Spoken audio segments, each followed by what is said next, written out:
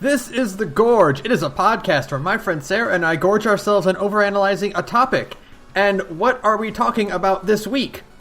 Well, we were supposed to technically do this last week, but then this little, indie game called Kingdom Hearts 3 came out. You might not have heard about it. And it kind of ate Ben's schedule. So, I don't really get it. I mean, it's such a small, kind of niche-y title that, I don't really understand, I've been playing it a little bit, I guess, here and there. Just a little bit, you know how it is. Also, a horrible winter apocalypse happened that knocked out the internet that we were going to record with. That both of our internet suffered a kick in the nuts from the polar vortex on the Monday before Kingdom Hearts came out, and then Tuesday happened. And it was like, oh no, well, Kingdom Hearts is out. And it was like, Ben, do you want to wait a week? I was literally because you asked, you were like, hey, can you take an hour out to record? And I was like, I guess. And you were like, do you want to just do 4 episodes in February? And I was like, okay, fine. Sure, you twist my arm, why don't you? So I would prefer that, yes. This is technically January's indie week. We're just a little late. It's fine. Mm-hmm. Yeah, we're a little late, like my Amazon copy. Oh, did it finally get there, you said? It finally got here, but because of the polar vortex, I couldn't actually take it. Okay, so I pre-ordered it from Amazon. Yes. And, so on Monday, I get an email. It's like, hey, your package is going to get here on the 30th. And I went, that's not when the game comes out. That's not good. That's not acceptable. You expect me to last that long with all the spoilers on the internet? I ordered this, 4 months ago. You should have been ahead of the game. You really should have been prepared. And then I'm like, all right, so you suggested that I just go to GameStop and then return the Amazon copy. Which is a sneaky trick you kids can use anytime Amazon screws you over like that. So. And then I got an email later that's like, yeah, it got delayed to the 1st. And I was like, that's really not when the game comes out. That is especially. And the thing is that, sorry, I just decided to eat a piece of ice when I was talking to you. The thing is that, this is happening to a lot of people, and it's kind of you had 13 years to get ready for this. I'm just saying. And we know, we have evidence. A guy revealed the secrets that they're in warehouses. We know they're out there. we saw a guy. We had a whole thing about it a couple episodes ago. Yeah. Maybe you weren't there for that. I don't know. So anyways, this is January's Indie Week, and because I don't know if you noticed, but a bunch of video games came out this month. Mm-hmm. And I've already spent over $100 on video games. $100? $100? Really? I've got brain damage. 100 money. Oh no! Now I'm in Kingdom Hearts! Shit! I spent too much money on video games. I spent a lot on Vesperia. I spent a lot on Resident Evil. Both were good purchasing decisions. However, the plan to play, did you know that the sweary game is, did you know that it's $30? Yeah. It's weird because I think maybe I caught it when it was on a launch sale or something. You probably got it on sale. I don't remember paying that much. Yeah, it's $30, and I really want to play it, but I've also already spent too much money on video games. Yeah. And if I spend too much money on things I actually want in a month, I start breaking out into poor person hives. So, I can't. So instead, we hit up itch.io. We found some cool free titles that are really interesting. It was going to be hey, these are Game Jam games, except one of them is not actually a Game Jam game. Yeah, I thought it was, but it's not. But still. So there's no theme, it's just stuff we thought looked cool and was free. That's the only thing that mattered, was that it didn't cost any money. The theme is that it was free.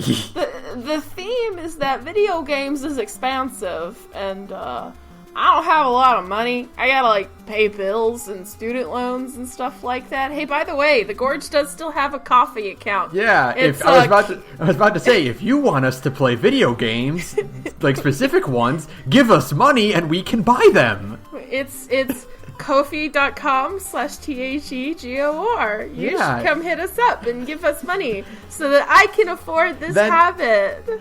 Hey, indie game devs, if you want us to play your game for the podcast, give us money! Give me money! Give me money! Yeah, because I can only do so much. Fortunately, February isn't too rough, because I don't really think anything in February is coming out that I'm, like, really jazzed about. Like, maybe Far Cry New Dawn, but maybe not. That's like a, if I'm really bored and I have a spare, it's only $40 is that thing I learned, is that New Dawn is only $40. So, all of this to say, hey, let's get to the indie games. Yeah, let's talk about indie games. So we played 3 indie games, and we're going, like we did last time, from shortest to longest, and that means we're starting with September 1999, which is like the most pants-shitting time I've ever had in 5 minutes. So this is a horror title that runs exactly 5 minutes and 30 seconds. Yep. And I was like, well, how do you do that? And the answer was pretty obvious, actually. Yeah, it's pretty tense. You think, it's really, boy, PT changed things, didn't it? PT changed the face of indie horror title. Yeah, pretty much forever. It's like, wild. It's every so often a game will come out and it's like, oh, this is the standard now, Yeah, this is just, Usually they're like really big titles, like Grand Theft Auto inspired a ton of games, including stuff like the Jak and Daxter franchise. I know, which is just bizarre. We'll talk about that someday. Yeah, but like, PT is a game that was free and didn't end up being anything, but also completely revolutionized how you do a horror title. PT was so fundamentally traumatizing, I think, for everybody on Earth who played it, including myself, that it's one of those games that it kind of had to affect everybody, because I don't know anybody except for, like, the most try-hard douchebag dude bro on Twitter, who will inevitably at me after I say this statement, but I literally don't know anybody who wasn't, like, terrified of PT. It's terrifying. Like, yeah, it's terrifying because it's weird, because this is going to lead into Silent Hills, obviously, right? Like, they obviously had a plan for all of this.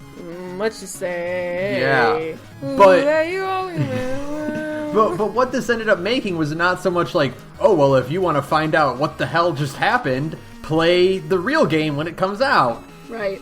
But because the real game didn't come out, what we instead get is, if you want to know what the hell happened, fuck you! Good luck. You can't even play, and that's the thing, you can't even play PT anymore. You have to go find somebody with a PS4 who still has it. Like, I'm lucky. I got to play it after Konami took it off the store, because a friend of mine still had it on her PS4, and we literally played it. This is how, like, I think existentially traumatizing, and we'll loop this back to September 1999 in just a minute. But it speaks to how terrifying PT truly is I played it at a party with like 10 other people in the room, and we turned off all the lights, and we were terrified. We were in a room full of people, and it was still one of the scariest things ever. And yeah, I don't know, it's maybe that sense of just like being confined and trapped and feeling like there's always something looking over your shoulder and breathing in your ear.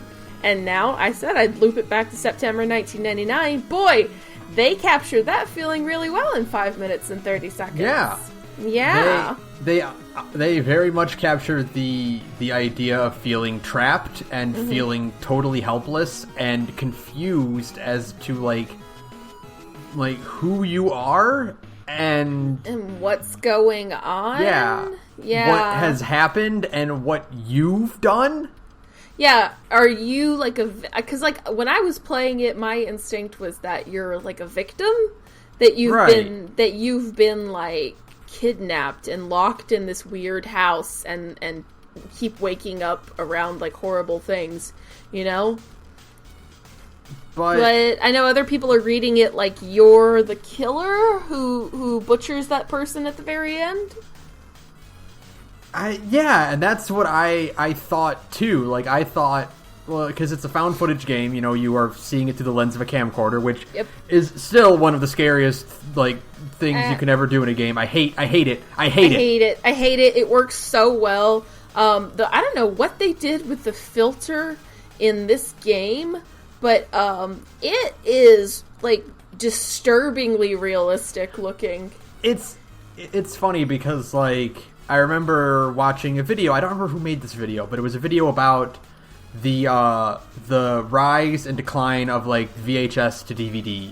Mm-hmm. And they talked about how when you're in a theater, they talked about the difference between when you're in a theater versus when you are watching a VHS versus when you're watching a Blu-ray or an HD or a DVD. Was it the H-Bomber guy video? It might have been. I think it might have been H-Bomber guy. Yeah. He has a video called Scanlines about Yeah. And he was talking about how the VHS quality is really good for stuff back in the day. It was good for masking low quality CG or special effects or things that when you look at with digital restoration now kind of lose their effect because your mind isn't filling in the gaps. And that's what this game, September 1999 does a really good job of that, because I'm sure if you took the filter off, these models would look really poor quality. Yeah, they probably all look very anatomy. And I'm not saying that they're bad. They're good quality, but you would see past the facade. Yeah, I mean, this is obviously it's free. It's on itch.io. It's probably made, I would guess, 99% or more with just stuff off the Unity store. It's all probably pre-made assets. I doubt a 5-minute game somebody sat around lovingly modeling a mattress. Right. So I'm sure it's all made, and there's been a recent kind of kerfluffle on Steam, which is a hell platform, about how if you use pre-made assets, you're a hack, and it's no, that's not really how this works. Pre-made assets are there for a reason. They're there to be used. They exist for a reason. That's saying oh, you rented this movie studio out. Well, everyone knows you should be really filming, which I'm sure actually people probably do say that. Oh my God, you should be filming on site at all times. There's idiots who say things if an artist, somebody who draws, that kind of an artist, uses reference images, then it's cheating. It's the equivalent of using reference images. If you want to make you can't be expected to just model everything, especially if you're an indie joint, Right. Chill the fuck out. So it's probably all made out of Unity assets. I don't care. It was still a lot of these first-person horror games where you are kind of what would be, because they're like walking sims, but they're scary. They are essentially, they're basically walking sims. They're kind of I was listening, atmosphere simulators in a way. I was listening to the Castle Super Beast podcast, and Pat actually described it really well, talking about the horror genre. Yeah. And he said, I think a game like September 1999 or PT, where you are helpless, where you have no way to get past, to combat an enemy, to overcome an obstacle. Yeah. That's a horror game. Yeah.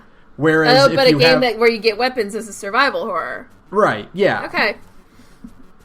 So this kind of thing where September is this is just pure horror. It is designed to psych you out, and being a veteran gamer, I suppose, when you play certain games like this, you kind of have an expectation of what you're going to get so it's well, if I'm helpless and completely defenseless, either there will be no enemies, or the enemies will be the kind that I can get around. And if we're only in 2 rooms, it's probably not going to be the latter. It's probably going to be the former. So in that case, where does the scary come from then?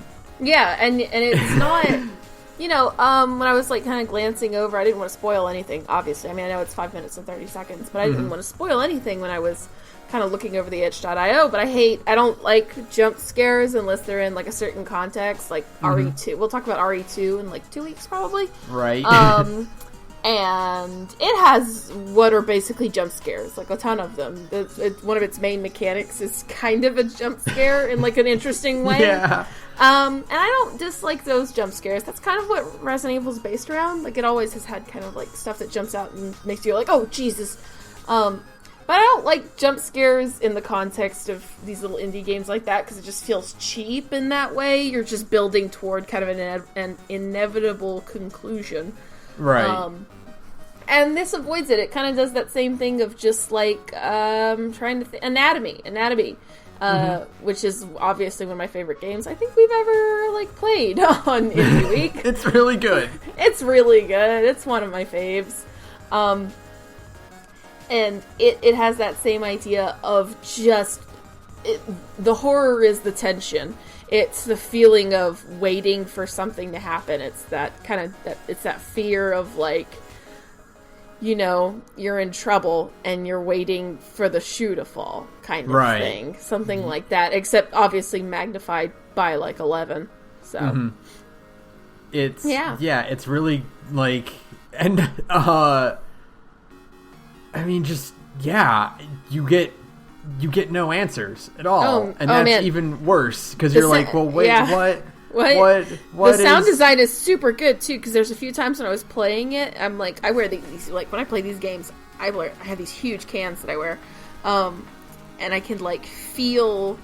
I swear, the sound design was so good because sometimes it felt like something was like stroking like the back of my ear. You know, that sound of just like something running over like the back of your head, and I was like, yeah.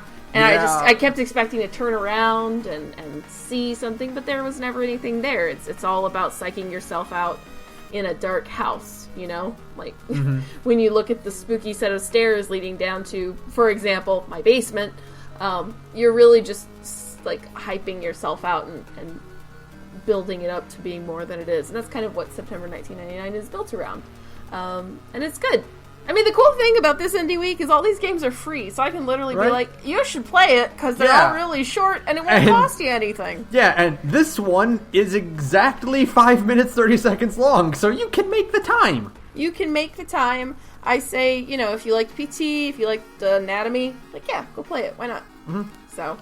There is also, he's confirmed he is making December 2000.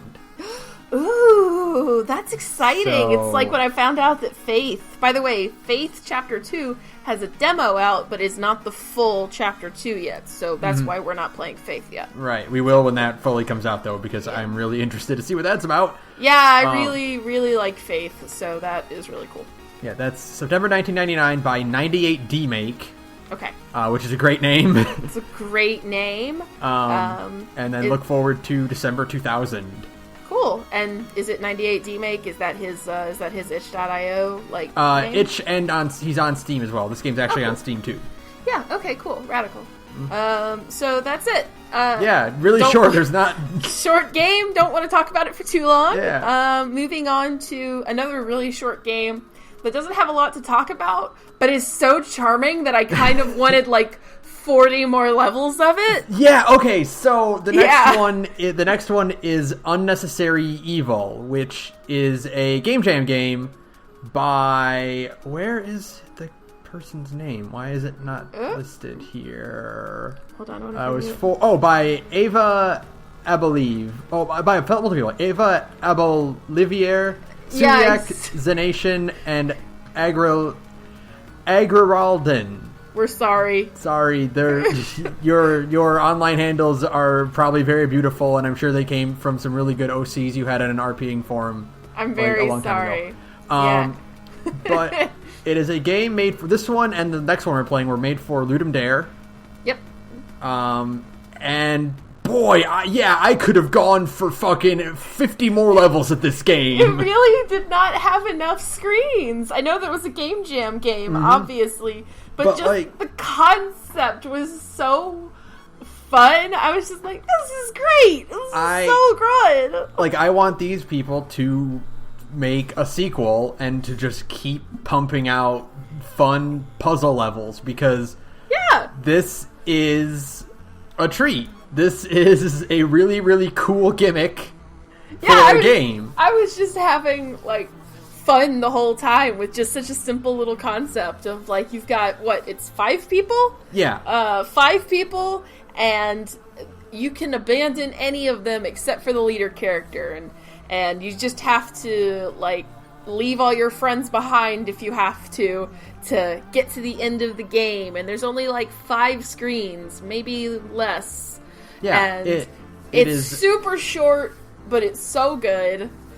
It's a 2D puzzle platformer, and the gimmick behind it is that, like you said, like, only one person out of the 5 has to make it. The leader has to make it, which means you can do whatever it takes. You can kill the rest of your teammates. Man, I learned in the first screen, and there's another screen with spikes as well, but you can totally, like kill somebody on the spikes and use their body to not get killed by the spikes. It's horrible, but it's great. So one thing I did want to ask is, who was the one that started this exact pixel art style for these games? Oh, man, right? I don't know, but I know what you're talking about, yeah. This is one of those games where all the characters are, like, really, really long torsos with spindly limbs. Yeah, I'm trying to think of, like, the first place I saw this kind of art style. Like, you see it everywhere. Because it's really easy to make, which is great for Game Jam things, is, of course, that is the end-all be-all of Game Jam. It's like, how fast can we make these character models? Yeah, I know what you mean, though, because it is, like, this specific look of retro pixel 2D characters is like, really specific. Yeah. But I don't know where I first saw it, and I'm sure somebody will tell us. Yeah, I hope so, because, like, I really want to know. I hope they do. Yeah, and I love that I love the 5 characters in this. They're all just blatant, like, Hodor and Naruto and Steve from Minecraft. Yeah. Yeah. The leader guy that needs to survive is a Glark. And he's got the red cape and the blue suit and all that. Like, yeah. Yeah, it's pretty good. And it's like, there isn't much to talk. I did like the whole, like, getting to the end of it is like, oh, you actually can't even beat the game unless you make sure everybody survives. It's a neat little plot twist using game mechanics, I guess. It's like, you can't actually be super ruthless. You need to make sure everybody makes it to the end. That was nice. It's called unnecessary evil. Yeah, it's right there in the title. You have to save everybody. But I just love that idea of, like, you can take the easy way out and make a bridge of comrades. Yeah. Or you can do it the hard way and try to figure out which character, because it's fun because, like, you don't realize at first that everyone has, like, a slightly different jumping mechanic. Yeah, like, obviously the bunny girl has the highest jump, and yeah, like, the Hodor guy has a really short jump, but he's also the tallest, so you can use him to climb up onto things and stuff like that. Yeah. It has just a little bit more depth than you realize within the first screen, and it's like, oh, that's clever, that's charming, how nice.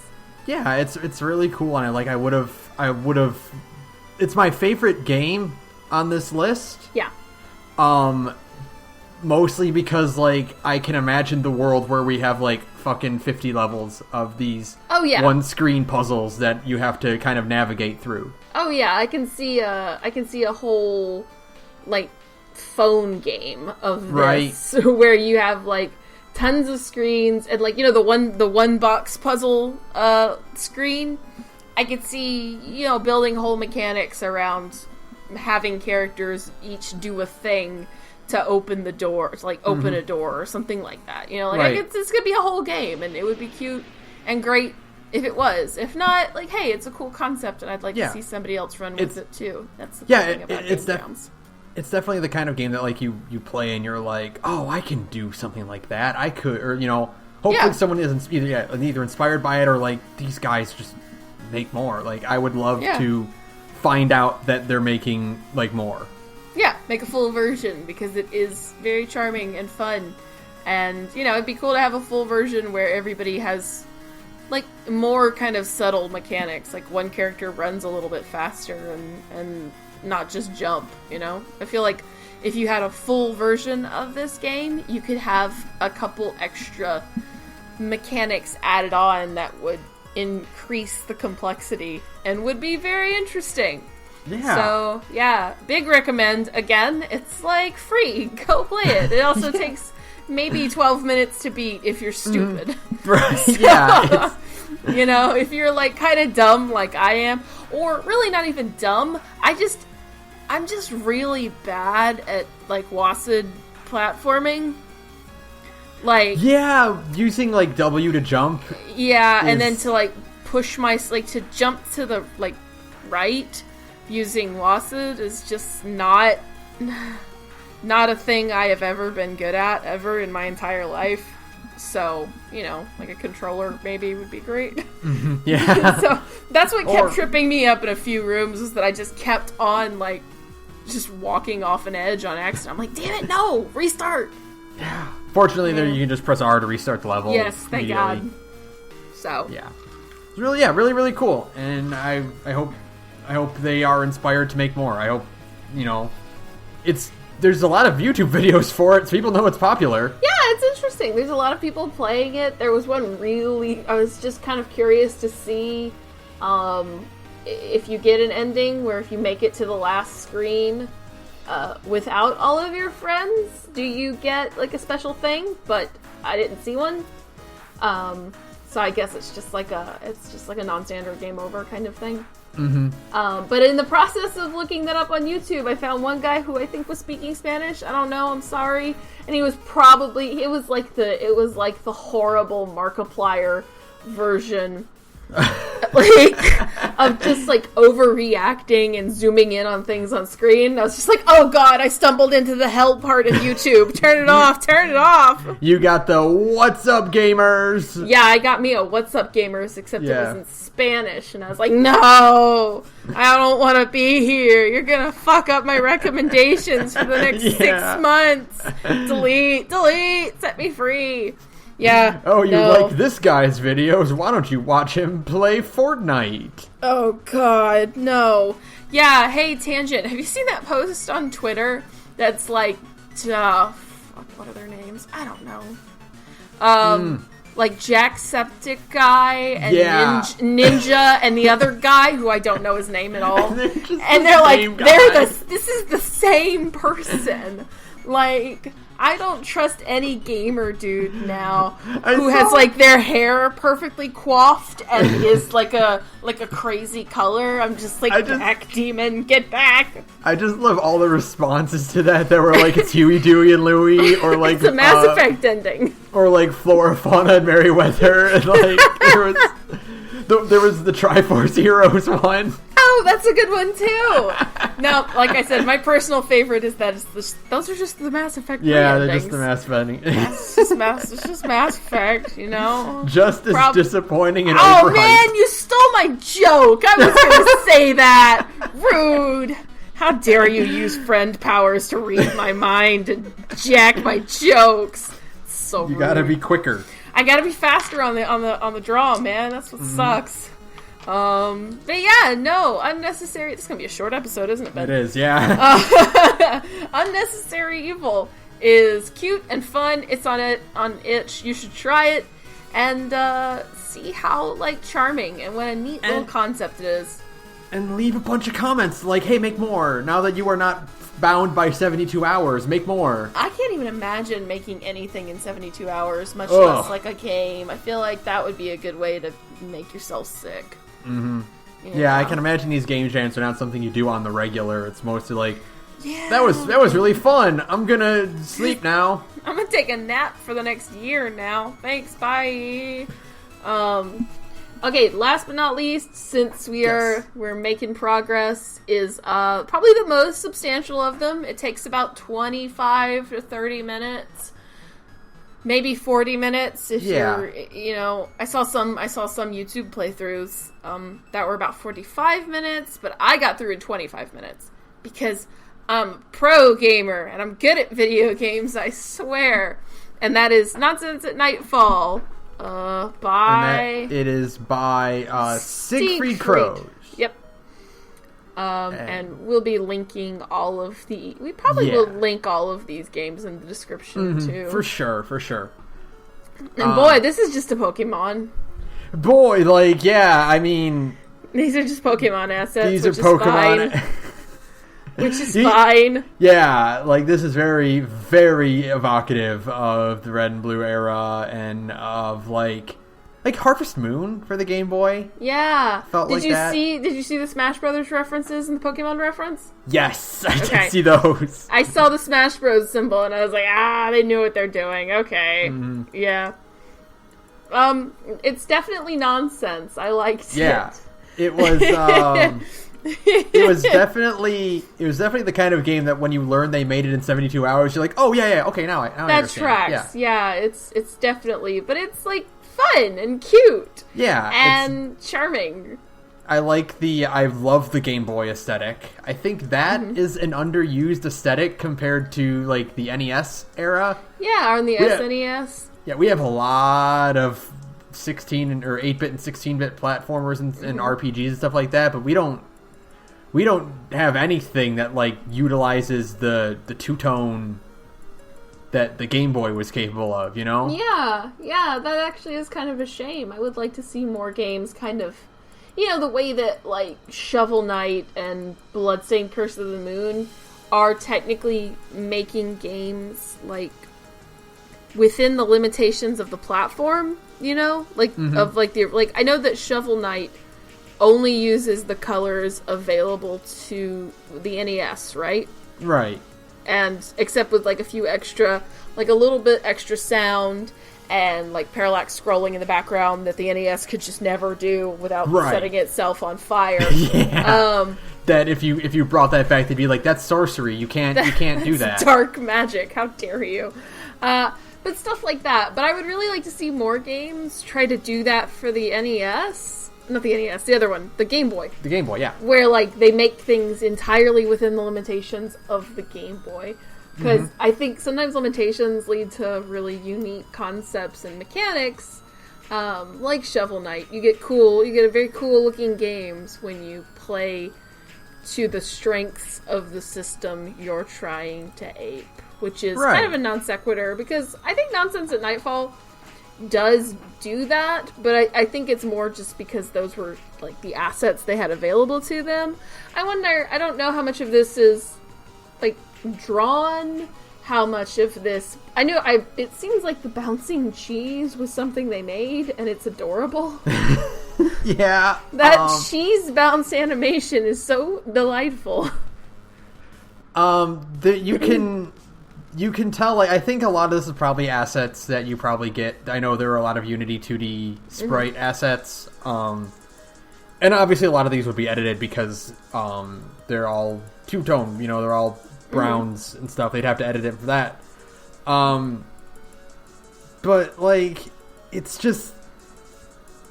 one of those, like, cute, like, exploration games, It's almost kind of like a bizarre,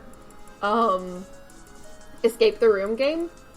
Yes! That's a really good way of putting it. Yeah, those Flash escape the room games where you have to go and like remember a code, and it's like a very short kind of surrealist version of that, and I liked it.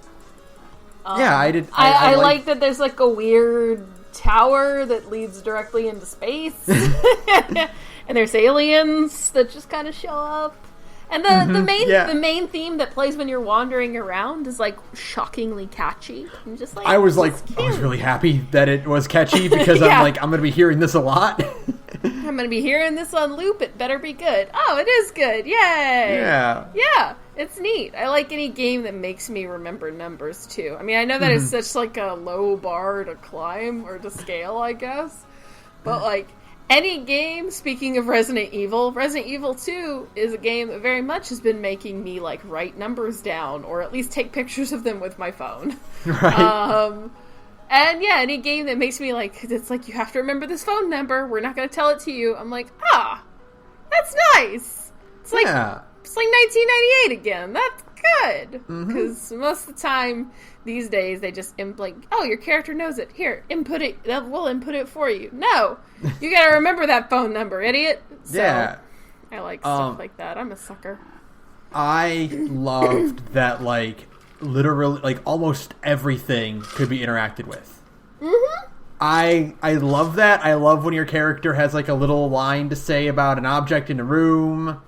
Yeah, it brings so much more charm to like an otherwise simple layout, you know? Yeah, I like the coat one. Oh, I didn't see what was the coat one? I didn't see that one. If you interact with the coat on his hanger, he's like, "This is my coat. I wear it so that I can make a quick escape if I need to leave a party." Oh, that's good. No, I didn't see that one. I like all the, I think one of the things I like that it did was this idea of, yeah, your character can comment on everything, and then as you explore around some more, it's like, oh, well, you need to go find a specific painting and fridge. Mm-hmm. So it's like, oh, those little commentaries are there for a reason. That's cool. You know? Yeah, it's not so much the one that you can interact with. It's find the one that has like a unique prompt to it. Yeah, needle in a haystack kind of thing. That's neat. Yeah. It's a well done little thing, and it's got that earthboundy kind of charm that everybody's chasing after, and it just ends very abruptly. But I also know it's made in 72 hours, so I'm not gonna say anything else. You know? Yeah, this is one of those games that like was more like.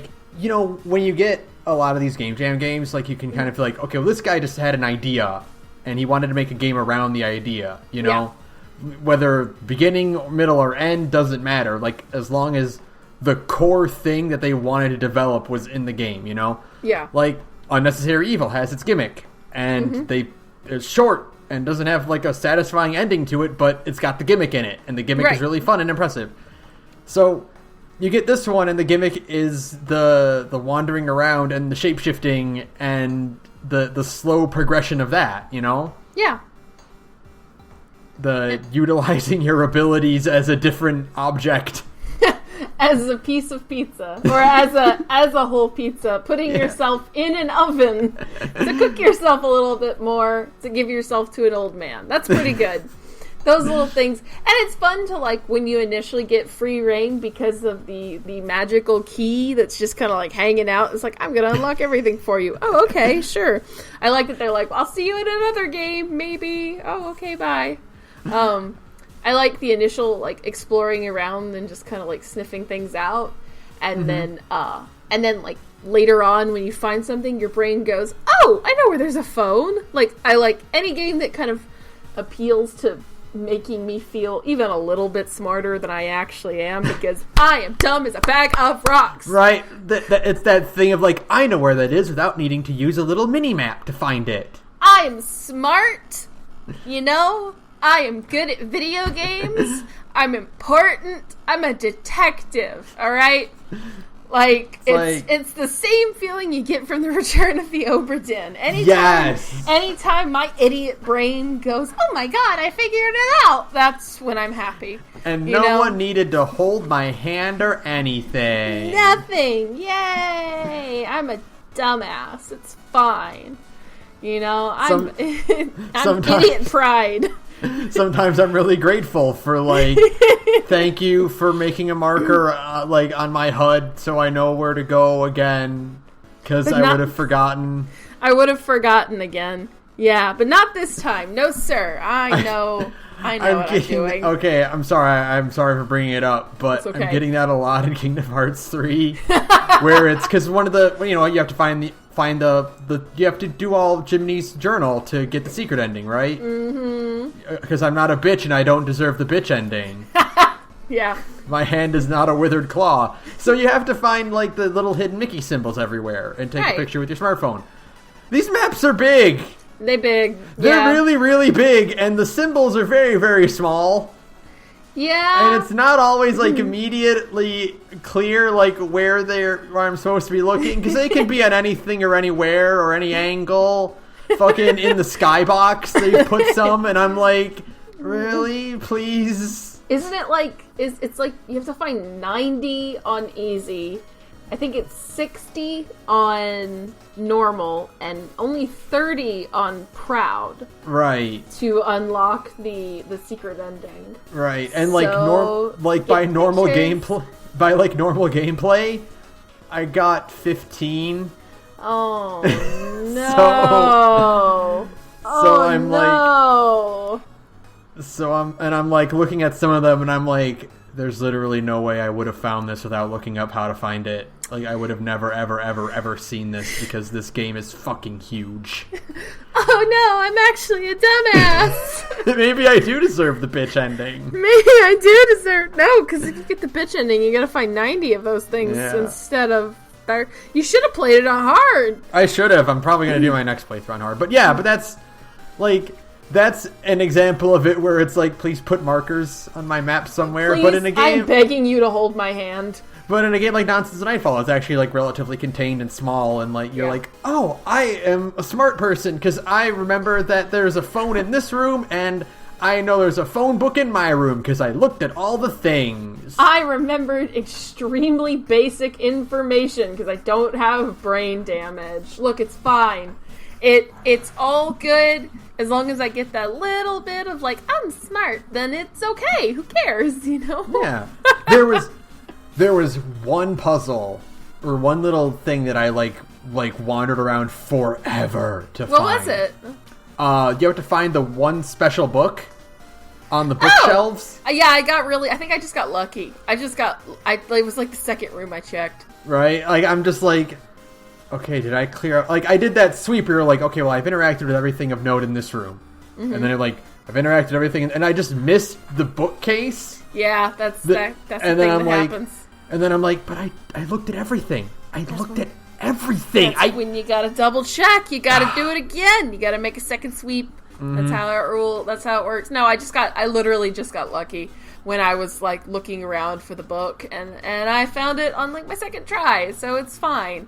But I guess that's part of, like, I like it when games do that kind of thing where they go like, yeah, you can interact with everything, and that means nothing is special. Well, you know what this game really reminds me of? What's that? And it was one of the most, I think, like, this entire game I kept thinking of, you remember that bit, I think it's in Trials and Tribulations, where it's like, the game is like, you have one shot to press on the right, like, part of the testimony, and you're like, oh, I'm going to do the thing where I save beforehand, and I'll just get the first line of dialogue, and then I'll know if I won or not. Right. But the game knows that you know that, and so it's like the first 3 lines are the same no matter which one you prompt, and then Phoenix is like, but wait! Oh no! So yeah. I got a lot of that where I'm like, okay, all these cupboards just say the cupboards are full of cups. Like, right, yeah. I've searched all of them. There's nothing, like, unique for me to look at. There's no, like, little, like, hint that this one is the different one. Nope, they all look exactly the same. Have fun. You just gotta go and hit all of them. Check them all and hope you get lucky. By the way, as like a side note, I've told you this before, but I've never said it here. My idea for an Ace Attorney hard mode, like, is that you can't do that. I want Ace Attorney 8 to introduce the concept of hard mode, where you can only save after courtroom sequences. Like, you can't... I know, right? It'd be so much more fun. It'd be so much more tense. Everybody relies way too much on the save scumming method, right? So, like... Everyone does it. Everybody does it. That's why you gotta take it away. You gotta take... On, like, hard mode, you can only save during investigations or, like, during recess, right? That's it. Right. That's how you make Ace Attorney... Yeah, then you get, like, really terrified of penalties. Nobody's afraid of penalties anymore. We all figured out that trick. Nothing. We figured out that trick all the way back in Ace Attorney 1, and after that, nobody was afraid of penalties anymore. So you gotta make people afraid of penalties now. You know? It's Capcom. Capcom makes hard video games. You gotta do the same thing to Ace Attorney. Come on. Somebody pay me. I'm a genius. I would love it if they didn't tell you that they were gonna do that. Like, if you just were in the middle of court and you tried to do your save scum thing in the first courtroom, and it didn't let you, it was grayed out or something, and you just like, oh no! Imagine that existential horror. God, to be a fly on the wall in that room. It would be like, well, what's hard mode? Oh, I guess it's only like I only have one shot, you know. I only have one little, you know, the health bar goes down entirely. You also can't save. What? What? Oh no! Only the bravest may pass. It's my idea for hard mode Ace Attorney. Yeah, there you go. But yeah, no, we're getting off on tangents. Yeah, we are. So, but yeah, this is just like I playing these three, and I know that September 1999 wasn't a Game Jam game, but I'm always like, playing these other ones, the other two. It's like, boy, they got some good ideas going on in here, and it's people are smart. It's almost like, for one thing, it's almost like it feels kind of wasted on a Game Jam game. Right. But also, like, no, because the chance exists that they can flesh this out, or, like, this creative mind, like this guy, Siegfried Crow's, like, I want to see more by this guy, because he's got, like, a quirk to him, you know? Yeah. Kind of that same sense of just, like, quirky, simple writing that is just fun and easy to play. Yeah, I want to see, like, this kind of style of, like, writing and design and stuff, like, in a more substantial, you know, walking around RPG style thing. Yeah, and make it like a proper Pokemon ripoff. That would be so much fun. I would love to see somebody make like you know you know how like Undertale is to Earthbound. Right. Like, I would, like that kind of thing where it's like Pokemon, cool. Where it has like, it kind of riffs off of like the feel and aesthetics of Pokemon, but does something completely different with its world. I think that'd be really fun. I'd like to see somebody give that a shot someday. I would love, I got this feeling playing this one. I would love to see Nonsense at Nightfall given the scope of something like One Shot. Oh yeah, a little bit bigger. Yeah, because basically, you know, the same thing. You're picking up items in your inventory, like you're picking up items, you're wandering around investigating things, and you know, setting triggers and stuff. Like, yeah, I would love to see, like, you know, you have the full apartment complex to explore or something. Yeah, that'd be really fun and cute. I'd like to see something like that. So, hey, this was a good idea. I love doing these little tiny indie weeks where we just get to kind of play something quickly and it's not as much of like a time investment, which is great because there are so many videos.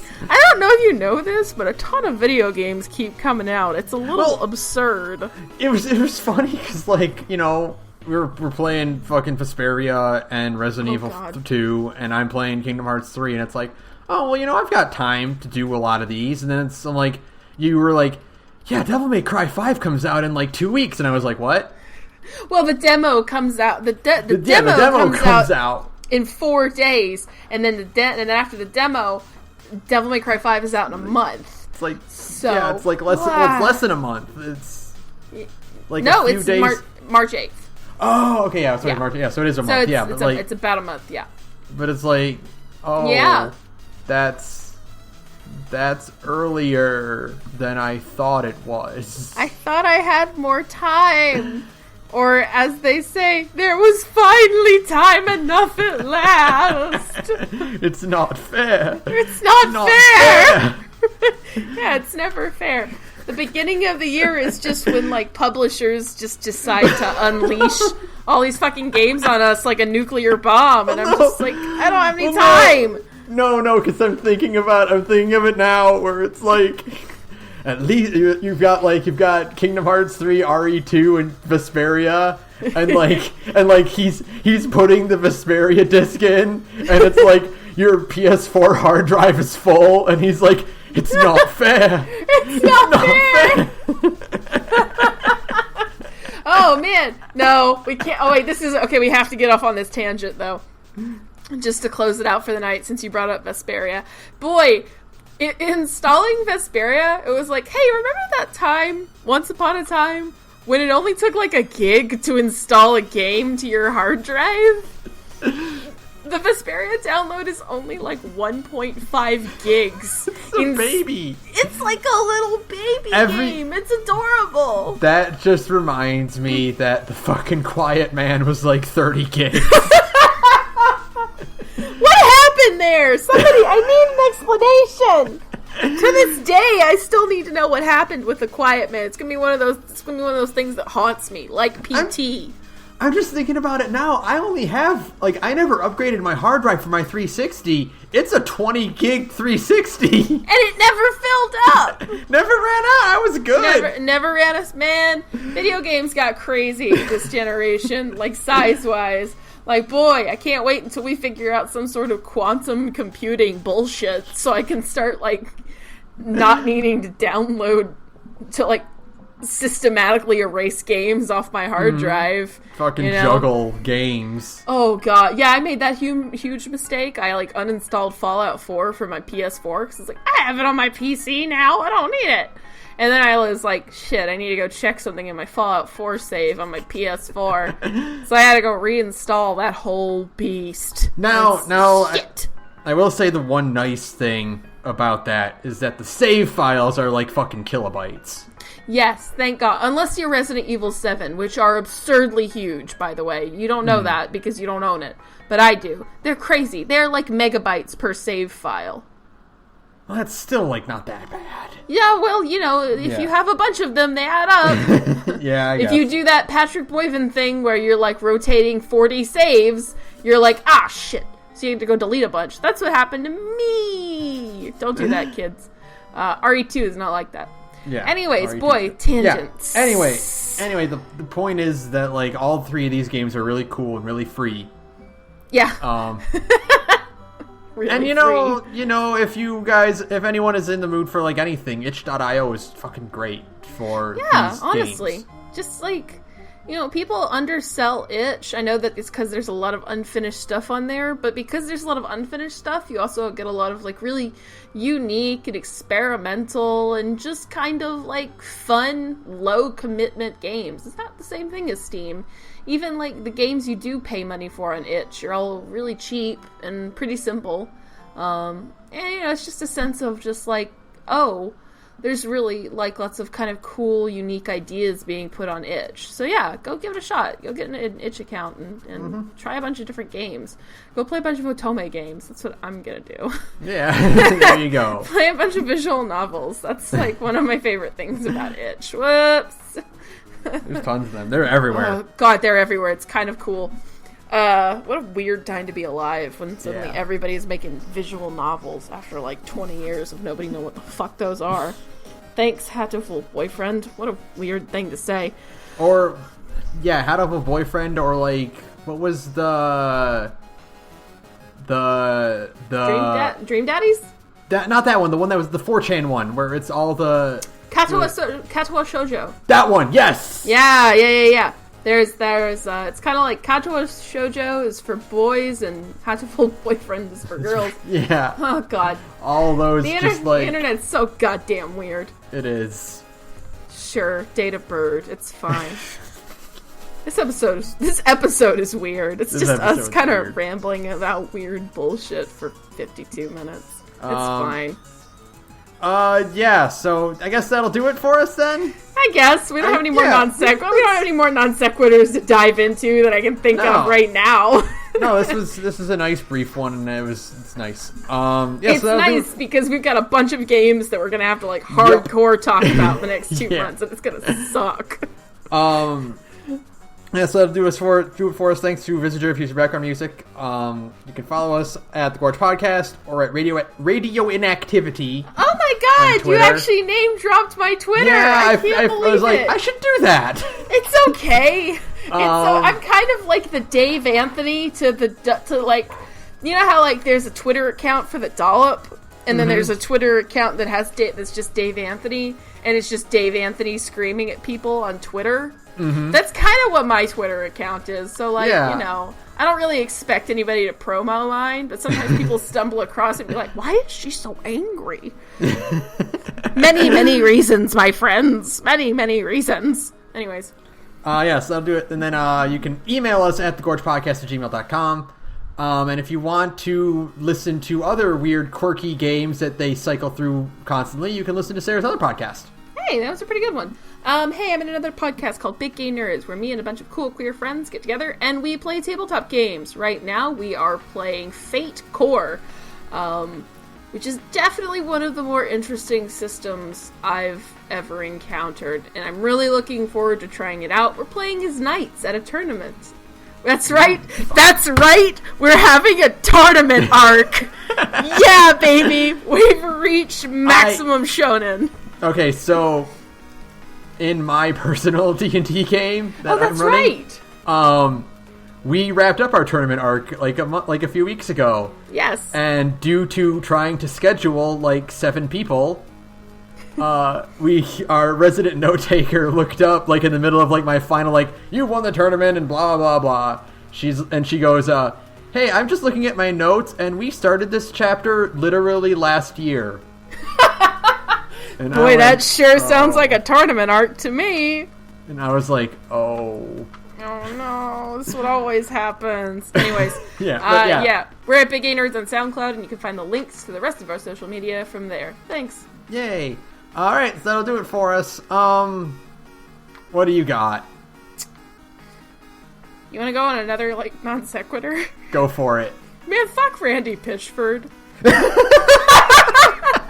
I will never, ever, ever, ever pass up a chance to talk shit about Randy Pitchford, and I don't have anything else to say, so I don't think we've talked about that yet, but boy, what a goon, right? Like, oof. Who? I gotta know. Who goes like, I'm being accused of like some pretty heinous stuff, like fraud and like sexual grossness. Yeah. And then goes on a podcast and talks at length about how he left a company USB in a medieval times. That is... I'm not done! Full of porn! Is this a fucking, like, Arrested Development plot? It's an Arrested Development bit, 100%. Because it's like, Randy's like, I didn't do any of that. And then the narrator's like, actually, Randy went on a podcast a few weeks ago and described this exact event.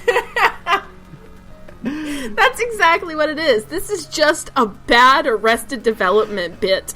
If you put this plot in, like, The Office or something like that, people would be like, this is a bit much, don't you think? Except the real world is so much more worse than we realize.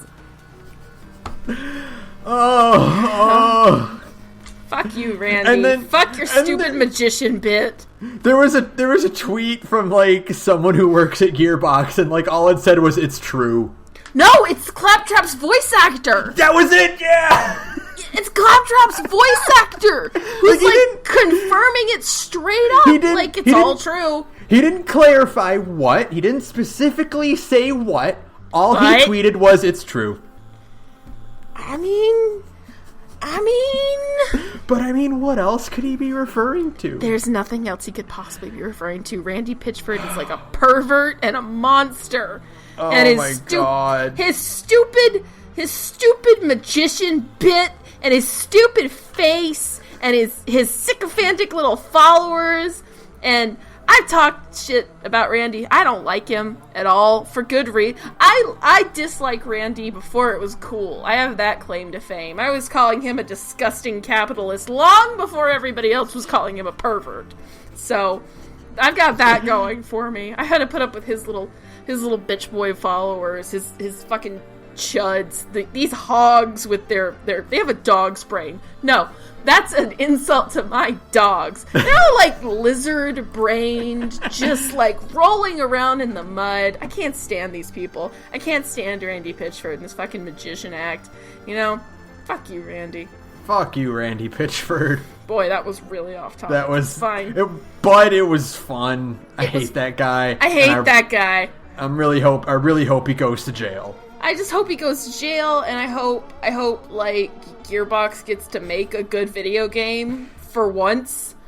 I mean, you know, they still have Anthony Burch on staff, so probably not, but you know, whatever, it's fine. Anyways, good night, everyone. Good night, everyone.